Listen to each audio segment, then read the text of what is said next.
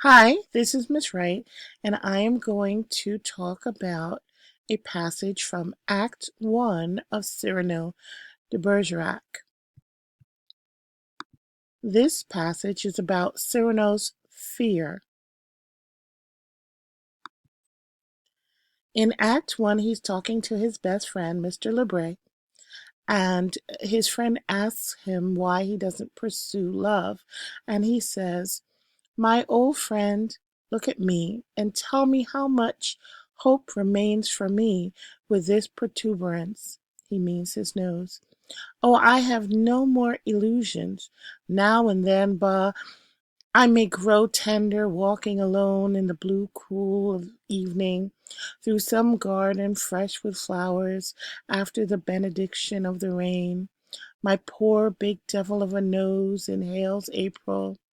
And so I follow with my eyes where some boy with a girl upon his arm passes a patch of silver, and I feel somehow I wish I had a woman too, walking with little steps under the moon, and holding my arm so, and smiling.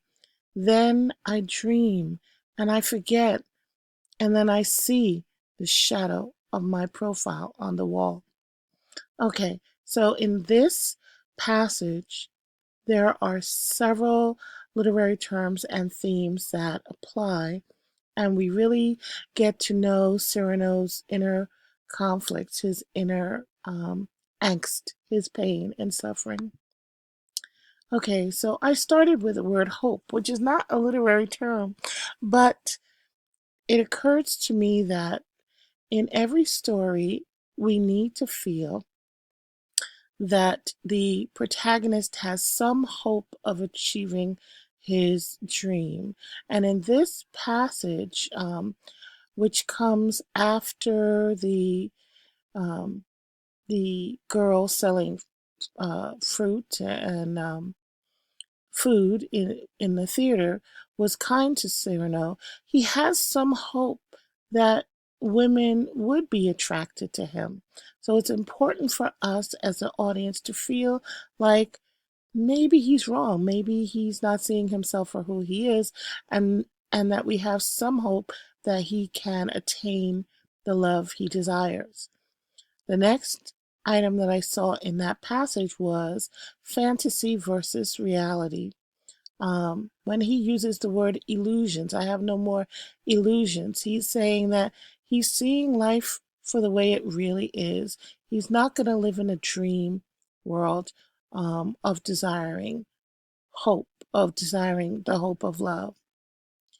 Um, Imagery, there was lots of imagery with color words such as blue, silver, and the description of the moon included.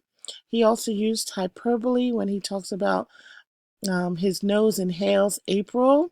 That's kind of an extreme way of pointing out how large his nose is.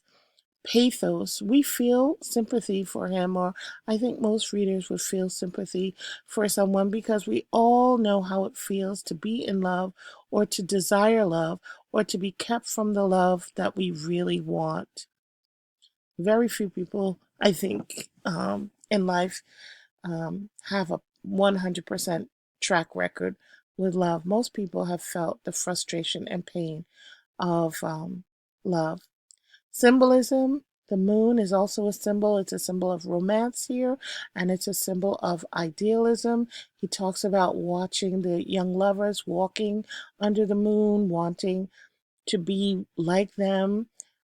So that's how I know it's a symbol of romance.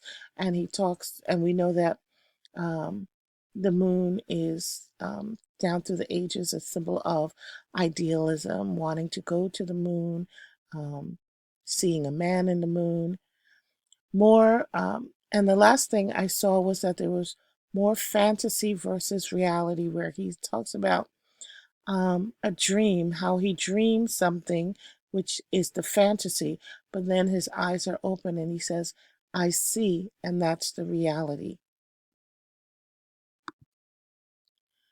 This next passage is um, the continuation where it's his friend says, "My friend," and Cyrano responds, "My friend, I have bitter days knowing myself so ugly, so alone sometimes." And to me, that's pathos, because when a character confesses something so personal like that, we do feel that sympathy towards him.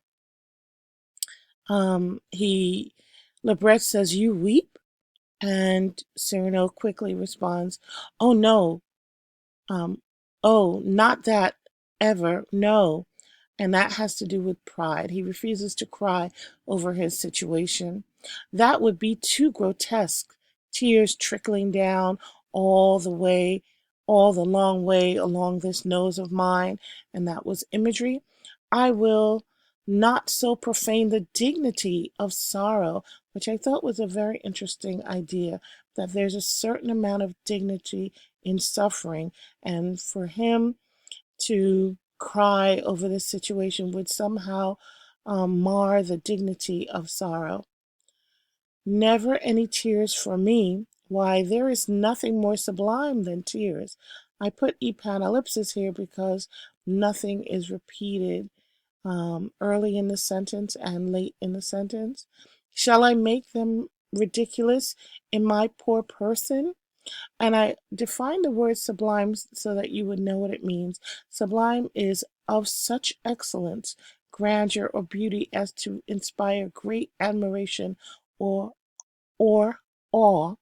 So when he talks about that there's nothing more sublime than tears, because tears, I guess he feels, speak to true emotion, not counting crocodile tears or actors' tears, but when you are overcome with emotion that moves you to cry, that it's an authentic expression of the soul, and he sees that as something truly beautiful. You could tell I love Cyrano. Anyway, Lebret says, um, love's no more than chance. Like love, it happens or it doesn't happen. And Cyrano responds by saying, "No, I love Cleopatra.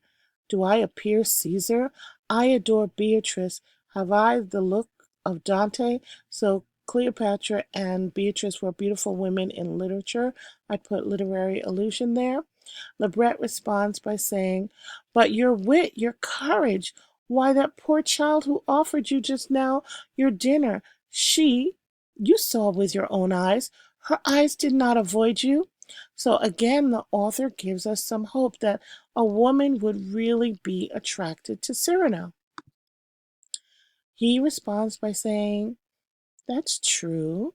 Lebret says, "Well then, Roxanne herself, watching your duel, paler than—" Pale? Her lips parted, her hand thus at her breast. I saw it. Speak to her. Speak, man." Cyrano responds, "Through my nose? She might laugh at me. That is the one thing in this world I fear." And that obviously relates to the theme of fear. And you think of this man who's not afraid to take anybody on in a fight. By the end of Act 1, he goes off to fight 100 men, but there's a part of him, that vulnerable part of him, that fears the rejection of the one person he loves the most in the world, and that's Roxanne. And it stands in stark contrast to his valor, his bravery, his courage, and all other things. But when it comes to Roxanne, he's like a little schoolboy who's afraid to express his feelings. Okay, I hope that was some help to you. I tried to unpack as much as I could of that little passage. I want you to use it to help you think about other passages in the play that you can analyze and you can unpack. Look for symbols, look for themes, look for motifs, look for syntactical devices, look for inner conflict, external conflict, everything that you know about literature. Apply to the passage and be ready to share the passages as part of your presentations when we get back to school. Okay, have a great week off, and I will see you soon. Bye bye.